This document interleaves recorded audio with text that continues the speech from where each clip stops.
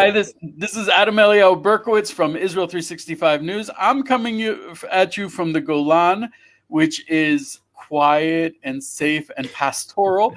And here I have. Oh, I didn't know your Hebrew name was Akiva. Yes, it is. That's very fitting. I'm here with my dear friend Akiva Powers. Some people may know as Mark Powers. We are Facebook friends who we relatively frequently, or have spoken on the phone about common interests. And the thing is, Akiva is a relatively new Oleh immigrant to Israel, and he's getting the full-on Israel experience in that he is currently in Ashkelon, which has over the last 48 hours? 24. 24 hours. It started at 4 o'clock yesterday afternoon. Several hundred rockets have been fired at my dear friend Akiva in Ashkelon, over 600. Israel. Wow, I didn't realize it was up to that. Yeah. Two precious Jews were tragically killed in rocket fire, and a lot of people were injured. I'm showing over 80 people were injured so far. God forbid that number will go down. And all because we're Jews living in Israel. And right. Akiva is very strong in that. So Akiva, yes. I just want to hear, you came to Israel to live the good life. It's a beautiful dream. It's a wonderful place to live. What's it like now? It's still a wonderful place to live, living the dream. My wife and I retired here. We are at the beach in Ashkelon, the Mediterranean. The Mediterranean. Although today the beach is closed because of flying things, and I don't mean birds.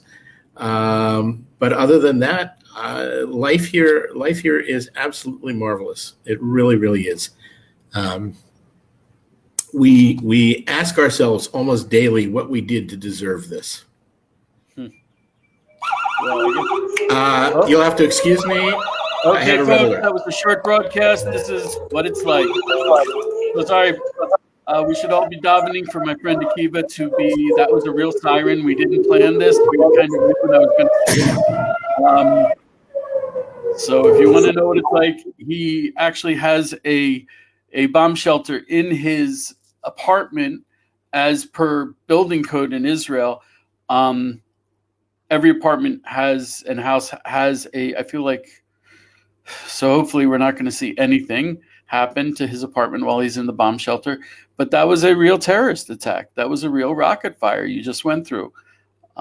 He was sitting here talking to me. Next thing you know, he had 2 minutes to get in there.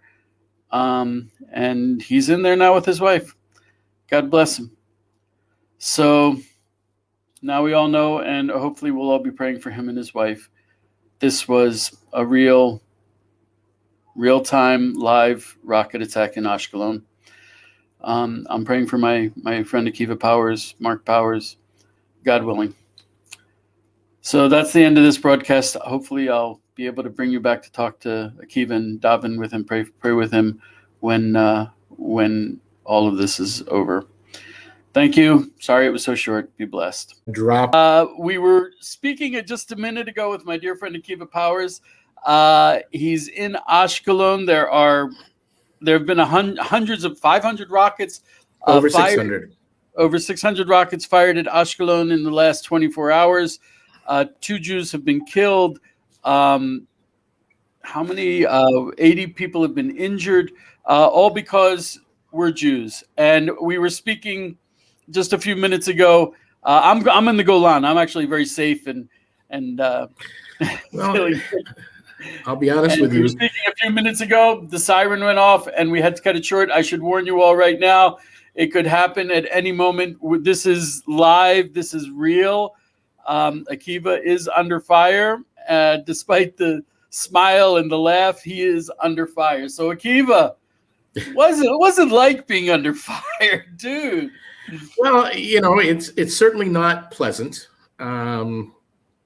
And you have to think of the 80 some odd people who've been injured and the 2 people that were killed so far. As long as this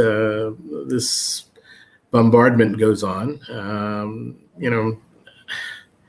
I don't want to make light of it in any way, shape, or form because it's really serious.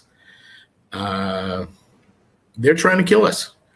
And they have clearly said that that's their objective, and then they're not going to stop until they accomplish it. We're just not going to let them. That's all. But it's serious. It's very serious. They hit an apartment building not too far from us, in which a friend of mine lives. They've hit houses, and as we said, 80 people injured, 2 people killed. Not fun. We spent a sleepless night because the alarm goes off every couple of minutes. Try and get sleep while the alarms are ringing. You have a shelter in your house, in your apartment? We have a shelter. Yeah, we have a fairly new apartment, so the shelter, the mamad, is here in the building, not even just in the building, but in my apartment. So we're only a couple of steps away, which is a good thing because in Ashkelon, they say that we have between 10 and 15 seconds to make it into the shelter from the time that the alarm goes off. I've heard 2 minutes, 10 seconds, 15 seconds. That doesn't sound possible. 10 to 15 seconds is all we've got. And we can hear the boom when either the Iron Dome, which is also not that. That's not a pleasant experience either, No, but at least it's protecting us. But we can count between the time that we hear the alarm and the time that we hear either the landing of their rocket or the Iron Dome interception. I will say this, that the statistics are that of the rockets that were going to land in populated areas, the Iron Dome has eliminated 90% of them. But you still got to watch out for shrapnel. That's true. And also, have you left your apartment in the last 24 hours? Yes, I left my apartment a couple hours ago because we heard a huge explosion. It sounded like it was right behind our building. So I walked out of the apartment to look out the back side of the building. And sure enough, just as I got there, the alarm sounded again. And I went scurrying back to the apartment and into the safe room. Wow. But if anyone's on the street, if they want to go food shopping, I saw this horrifying video of a young man literally lying down on top of his sister. Yes. It's hard for me to say that without crying, because that's the reality. If you have 15 seconds, that's what you got to do. Yeah. And I've seen plenty of videos like that. It's a very real thing. Right. We're in Ashkelon. We have the 10 to 15 seconds. People who are on kibbutzim and moshavim that are closer to the Gaza border, they have even less time. Did you? I saw some videos on your feed of is that from your house where you're actually seeing the rockets? Oh no, I'm showing that's John Daly. No, that wasn't me. I've decided not to join the Darwin Club, so I have stopped doing that because you never know where the shrapnel is going to land. But the first time the year that we moved here, we've been here a little over a year, and the first time that we moved here, hold on one second. So while you're grabbing that, I want to show this is apparently someone from Ashkelon. You can hear when you say this guy is out on the balcony while the rockets are obviously going up. The ones coming up, I believe those are the Iron Dome. That's correct. The Iron Dome, you can see, but the rockets from Gaza, you can only see them when they're launched. After they're launched, you can't see them. So the trails that you see, the lights that you see, are from the Iron Dome. But what I was saying before I got interrupted by the phone, the first time, and I'm getting interrupted again. The first time that we were here, I had a question for my wife. What do I do if I'm walking to synagogue and the alarm goes off? And I really didn't know. So I was walking to synagogue, and sure enough, the alarm went off. And I looked around, what am I going to do? I was right by a building that had steps going down to the basement. So I went over to the steps. And as I'm going over to the steps, I looked up and I saw the interaction between the missiles and the Iron Dome. And I stood there with my mouth open. It was just an amazing sight. And it was really stupid of me to do so, because we weren't that far away from it, and I could have been hit by something. But I learned my lesson. I don't do that anymore. Besides which, my wife said she would kill me if I did. There's something to that. I remember in 2014, I got home and from work, and my wife explained to me that our little boy, we lived in Gush Etzion, in a very rural hilltop, as it were. And my wife said, yeah, our little 4-year-old boy was walking home from Gan, from kindergarten, and he came home. He said, Ima, did you see that really cool thing flying overhead? And it was a rocket coming from Gaza, and it passed over us, like well over us, I guess. I hope, I pray, but it's not. There's no strategy. There's no plan. It's just this is the reality. Yeah, and of course they have no guidance system to those things. So right. They point it in this direction and let go. So who knows where it's going to end up? The IDF announced that at least a third of the rockets that are fired don't even make it out of Gaza. Correct. Which on one hand, we're like, thank God they don't. But the fact is that they land inside of Gaza and they kill Gazans. They're killing their own people. Yes. In fact, the first casualties that were reported yesterday or this morning, I don't remember when it was, were 3 children. And initially, of course, they claimed that it was Israel that killed the 3 children, but it was proven that the 3 children were killed by a misfired rocket from Gaza. Right. That also happened in the 2014 war as well. Right. And it's just, I mean, it's such a horrific statement that they would rather not. It's beyond risk. They would rather sign on killing their own people as long as they have a chance of earning political points, because that's how they earn the political points, through the suffering Correct. of their own people. Correct. And that's another reason to pray for this to end.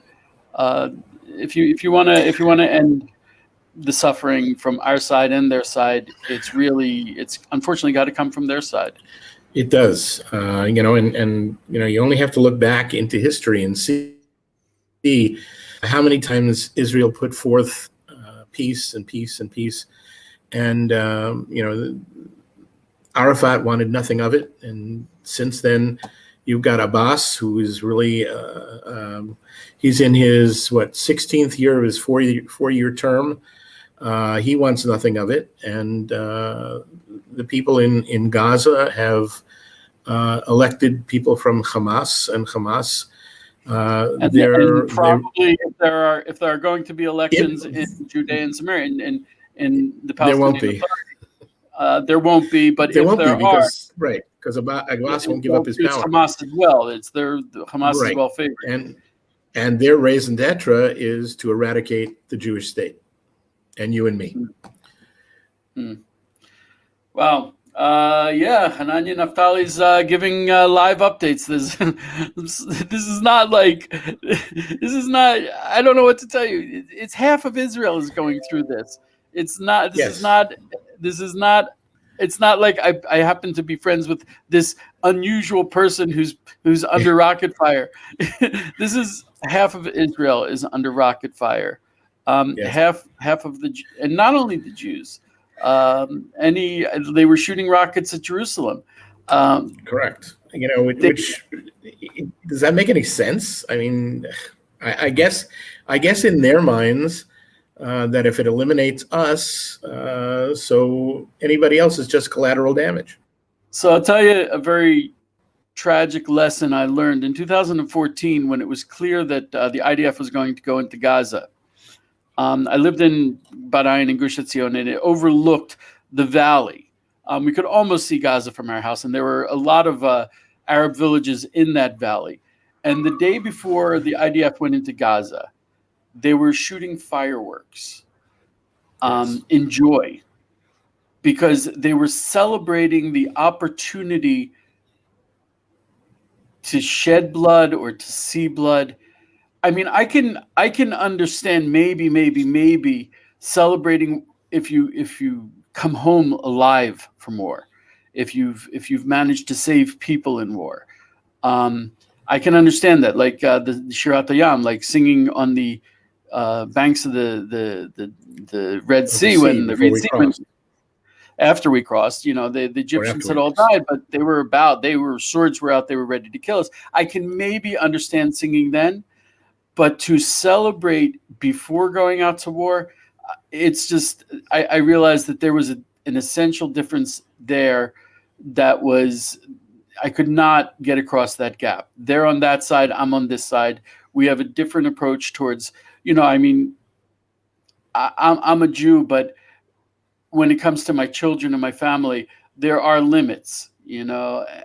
Apparently here, these are not the limits. Also, when we're talking about the young ones, a lot of Israelis Oslo was signed in 93.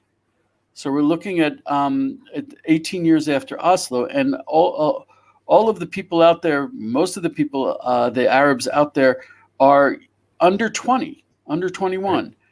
Right. So we're looking at what we call it the Oslo generation. This generation of Arabs who have this level of hatred for Israel. A lot of people who do the math attribute it directly to the Oslo Accords. The Oslo Accords touted as a peace process. It was a peace process. A piece here, a piece there, a little more of a piece, and so forth and so on until we're gone. The problem is that, I hold the UN at fault for a lot of it, because in the UN-run schools, they don't teach peace; they teach hatred of Jews, and nothing is being done about it. And nothing is being done. Yeah, I have a dear friend, Dave Dine, who he just translates those books. And he took them to senators in Washington, and some were absolutely shocked, and most didn't even want to look at it. Right. But that's what they're paying for. Also, if we're talking about Washington, is it any coincidence that 100 days after Biden goes in and he reestablishes relations with the Palestinians, reopens the PLO mission, and starts funneling them so much money? Is it any surprise that directly after that, and this is all in contravention of the Taylor Force Act, right. It's illegal. Is it any surprise that if you give them, we have an expression in the Gemara that a lion does not roar if you give him straw. A lion only roars if you. A lion only roars. Ask why you don't put the phone on vibrate. Your phone is the way that you hear the red alert. Correct. So sorry, guys. We want to hear everything that phone has to say. So I was saying, is it any surprise that so soon after 100 days after Biden goes into office, all of a sudden we are attacked on almost all fronts? I think it's a direct result. I would tend to agree with you, and I would go even a little bit further, because when he announced that he was going to continue or reestablish payments to the PA, I sat up and I said, "You've got to be kidding, because you must know, you can't be that ignorant or blind not to know that this is pay for slay." Because what the PA does is they give money to the terrorists, to the families of terrorists who have killed or who have severely injured or have done something to terrorize Jews in Israel. And it's good money. It's usually more than it's money. It's more than they would make working. Yeah, it's more than they would make working, and I'm sure you know Kay Wilson as well as I do. Oh gosh, I like her. She's a dear friend. She's a dear friend. She's going to the European community. She has gone to the European community and saying, guys, look at what is being done here. You're paying the PA money, and they're taking it and they're turning it around and saying, hey, look, go out and kill a Jew, and we'll take care of you for the rest of your life. Not only you, but your family. And Biden went ahead and he reinstituted the payments, and we're paying the price.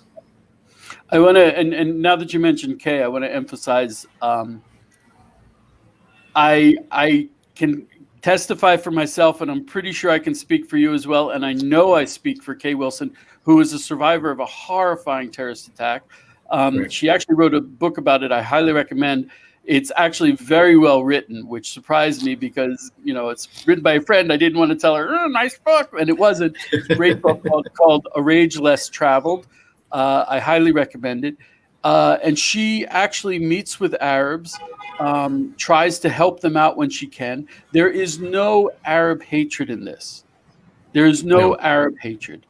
No, in fact, I sat with Kay at a Shabbos table in Kiryat Arba, with a friend of hers and now a friend of mine who is also an Arab. Right.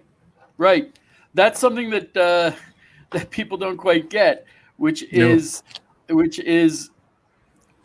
if you're right wing in Israel, I will not pretend there are right wing people who are xenophobic and hate Arabs.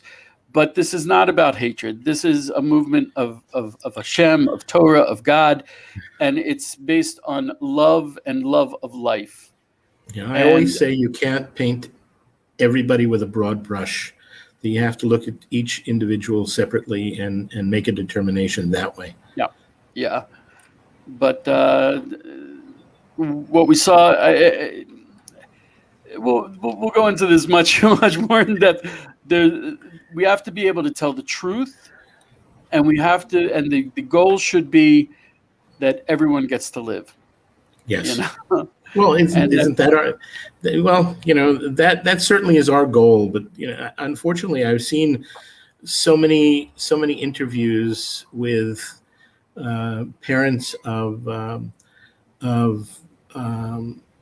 homicide bombers who are thrilled that their children have blown themselves up because they've taken Jews with them. And I just don't understand that. It doesn't make any sense to me. I don't either. And the two-state solution is explicitly not coexistence. No, it's not. And it's not plurality. It's not coexistence. This is anti-plurality and anti-coexistence. Yes. So, Akiva, I'm going to call you Akiva from now on. I like that name. Please do. I can't thank you enough. There's a lot of prayers, which I'm really happy about, because that's what I was hoping would come out of this, is prayers for Israel, prayers for the safety of Israel, prayers for the safety of my friend Akiva. Be blessed, and thank you for doing this, just to give people an understanding of what it's like. Anytime. Okay. And anytime you want a live update, let me know. Okay. Chances are we're going to be up all night again. Oh gosh, I'm so sorry. No, it's okay. Look, again, it's what I signed on for. I knew what I was getting into.